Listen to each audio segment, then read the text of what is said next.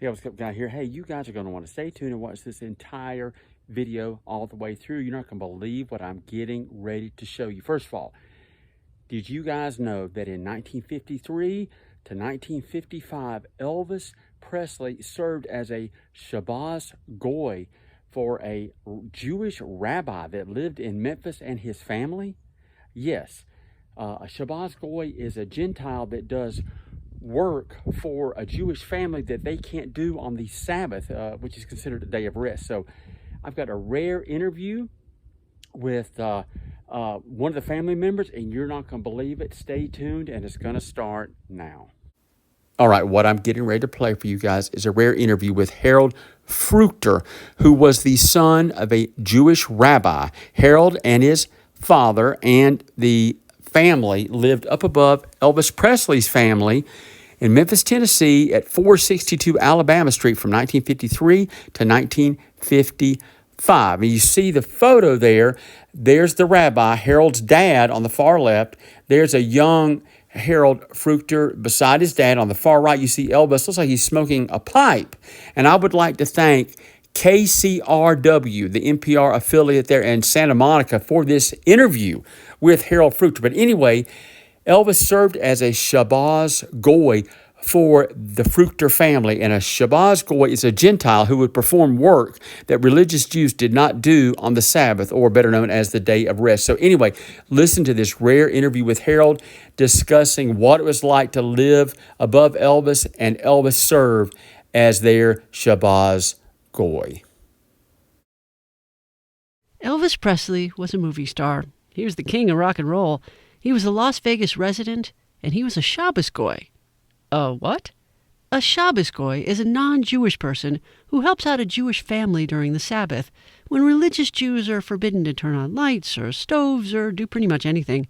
When Elvis was a teenager, he lived below the family of Rabbi Alfred Fruchter, and according to the rabbi's son Harold, his father and mother Jeanette had a special relationship with the boy who went on to change music forever.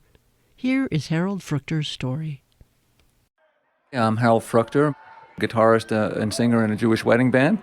What we try and do is make people really happy at their happy occasions by providing music. That's what we do. I love it. It's mostly Hebrew music. At times we do get called on to play some secular music as well, and we do that if that's what people want. And sometimes even some Elvis songs. I've been known to sing a few. Wise men say, to try and give a little bit of that Elvis feel to it. Only fools rush in. Can't Help Falling in Love, that's the one. I can't help falling in love with you. My father was a rabbi in Memphis in the late 40s and early 50s. I was born there in 52. Elvis Presley was our downstairs neighbor. We both lived in the same house. It was like a two-family flat. We had the upstairs apartment, and the Presleys had the downstairs. I remember nothing of it because I was 2 years old when we left. So whatever I'm telling you is, hearsay from my parents. But, sure, it was kind of cool to tell a friend, guess whose address is on my birth certificate. Train I ride, 16 coaches long. He was a teenager at the time. His mother would have coffee, they would talk, and my parents even told me at times they would help them out with some bills. They were quite poor. We weren't that much different. My mother was very fond of Elvis. It was interesting to watch her because she actually would get teary-eyed talking about him as a teenager, what a wonderful person he was, so helpful to her. My mother said she went to his high school graduation and bought him a cufflink and tie pin set that she knew that he wanted and couldn't afford it, so she bought it for him, gave her a big hug. She actually told me that when he made his first record, he knocked on the door to ask to borrow our record player. And she said, "Oh, Elvis, you can have it for the entire summer. We're going to go away, you can have it." "No, thank you so much." He said he was very respectful to her and to my father. He used to call my father Sir Rabbi. He did at times act as our Shabbos Goy, to use that term. Sabbath is really a very, very wonderful thing for us, Shabbos. It's a day of, we call it a day of rest. The things that we don't do are things such as driving cars, writing things, doing business, talking on the phone, watching TV, and we focus more on family getting together with family, and really great food, of course. When something needed to be done in the house that we couldn't do on Sabbath, on the Shabbos, Elvis would help out with that.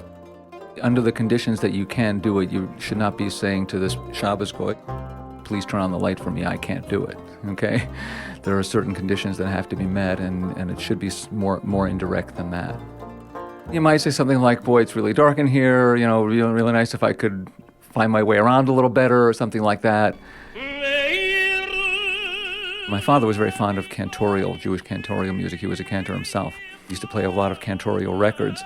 One of the Elvis biographers who interviewed my parents for a book a number of years ago suggested that perhaps Elvis's music was influenced by the great Jewish cantors of Europe. My father wasn't, I don't think, so fond of Elvis's music, but who knows?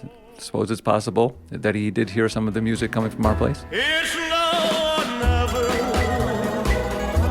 Come hold me tight. Kiss me, my darling. My father did end up seeing him one more time after we left Memphis in 1955, moved to California. And my father ended up seeing him in concert sometime in the late 50s. Elvis introduced him as his rabbi and was very happy to see him. I think every personal encounter is a really good opportunity to show our values. If I'm walking around with a yarmulke and I do something nice for someone, that's, I think, a good thing. They'll identify, oh, that's what Orthodox Jews, or that's what Jews do. I think anything that helps build community and relationships is a good thing, particularly when it comes to all the polarization about religion that there is in this world today, unfortunately. Any kind of increased understanding between people in different religions is really a good thing. We heard a story from someone whom we knew in the 60s that Elvis actually donated to some Jewish organizations based on the treatment that he received from my parents. So that was very gratifying to hear. For I can't help falling in love with you. For I can't help falling in love